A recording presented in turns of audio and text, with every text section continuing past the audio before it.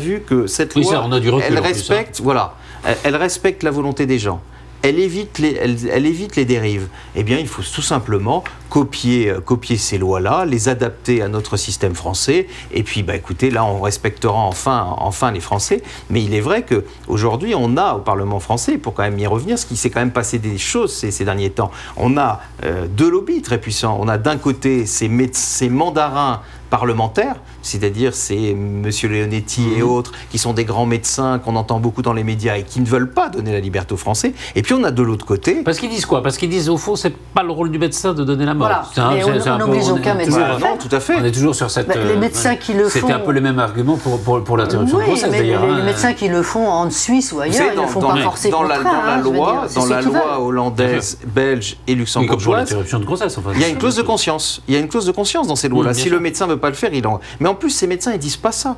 Ils disent c'est la transgression et c'est à moi de décider. Vous savez, ils sont quand même dans une espèce de toute puissance. Ils disent c'est eux qui décident. Ils veulent pas donner la décision aux patients. Puis vous avez à côté, il faut le dire, parce que c'est la réalité, vous avez ces parlementaires pro-life qui veulent revenir sur tout d'ailleurs, qui veulent revenir sur l'avortement, sur le remboursement de l'avortement, qui empêchent toute évolution.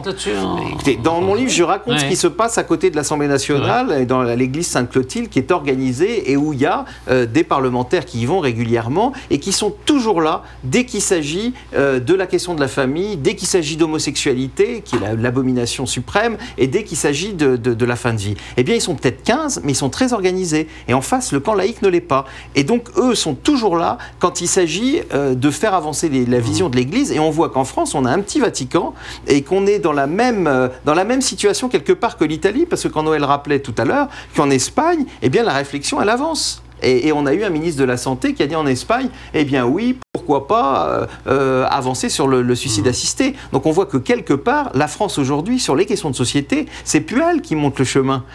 C'est plus la République des Lumières. C'est les petites monarchies à côté qui font ça, ou c'est la monarchie espagnole.